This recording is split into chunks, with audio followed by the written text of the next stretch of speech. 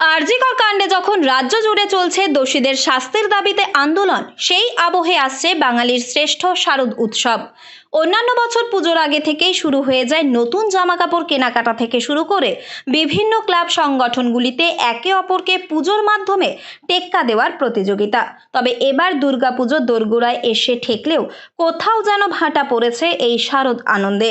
রাজ্যে বর্তমান চলা পরিস্থিতিতে নারী ও সাধারণ মানুষের এখন একটাই লক্ষ্য, আরজি কর কাণ্ডে নৃশংসভাবে ধর্ষণ করে খুন হওয়া তরুণী চিকিৎসকের মৃত্যুর রহস্য প্রকাশ্যে নিয়ে এসে প্রকৃত দোষীদের চিহ্নিত করে দেওয়া হোক দৃষ্টান্তমূলক সাজা।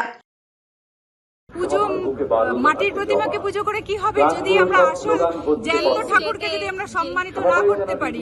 পুজো দিয়ে কি হবে? কোনো পুজোয় আমরা যাবো না মেয়েরা, আমরা কোনো পুজো চাই না। আমরা যারা বেঁচে আছি, জ্যান্ত আছি, তাদের সম্মান করুক, তারপরে দেবতার পুজো হবে। সেক্ষেত্রে কি নতুন জামা কেনাকাটি বা এখনো ভাবতেই পারিনি, ভাবছি না, যতদিন বিচার না হবে কিচ্ছু ভাবছি না। এবং আমরা লড়াই চালিয়ে যাব, বিচার চাই। কারণ এবার এই জন উত্থানের পরেও যদি বিচার না হয়, সত্যিই কি আমরা বাড়ি ফিরতে পারবো?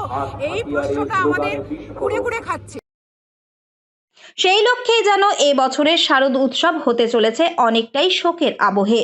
জেলা সহ বিভিন্ন জায়গায় নানাভাবে আন্দোলনে সামিল হচ্ছেন মানুষজন। মহিলারা রাত দখল থেকে মানববন্ধন করে নানাভাবে প্রশাসনের দৃষ্টি আকর্ষণ করার চেষ্টা চালাচ্ছেন। তবে এখনো আরজি কর কাণ্ডে সিবিআই সেভাবে প্রকাশ্যে নিয়ে আসতে পারেনি আসল সত্য।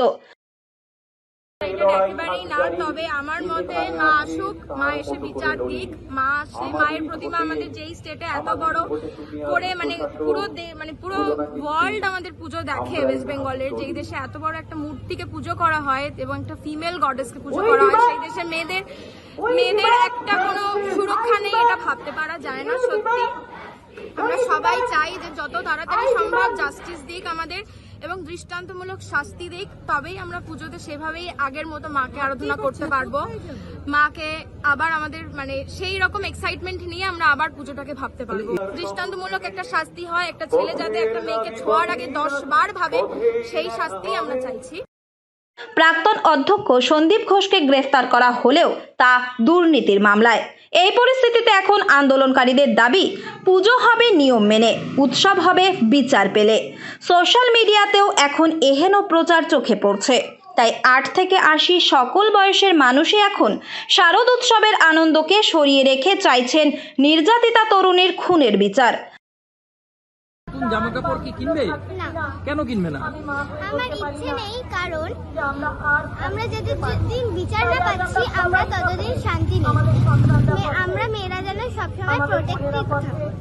তুমি কি তাই জন্যই আজকে এখানে আসলে? হ্যাঁ, we want justice. 7 years old age, ও আজকে এত রাত, এখন 11টা বাজে, ও আজকে এসছে এখানে জাস্টিসের জন্য।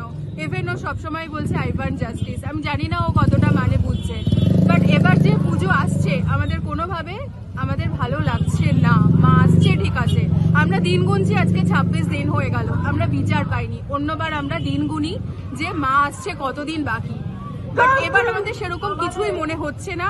ইভেন জামা কাপড় কেনার কথা আমরা কেউ ভাবিও নি। বাচ্চার ক্ষেত্রে আমরা কোনো কিছু ভাবিনি।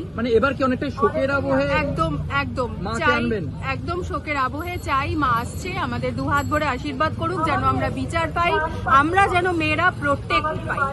আমরা প্রোটেকশন ছাড়া আর কিছু চাই না। রাত দখল নেওয়া মহিলারা জানাচ্ছেন, যেখানে জ্যান্ত দুর্গার এমন করুণ পরিণতি হয় সেখানে মাও এসে সুরক্ষিত নয়। তাই যতদিন না বিচার হচ্ছে ততদিন আনন্দকে সরিয়ে রেখে নারীদের অধিকার রক্ষার এই আন্দোলন চালিয়ে যাবেন সমাজের জ্যান্ত দুর্গারা। উত্তর 24 পরগনা থেকে রুদ্রনারায়ণ রায়, লোকাল 18 বাংলা।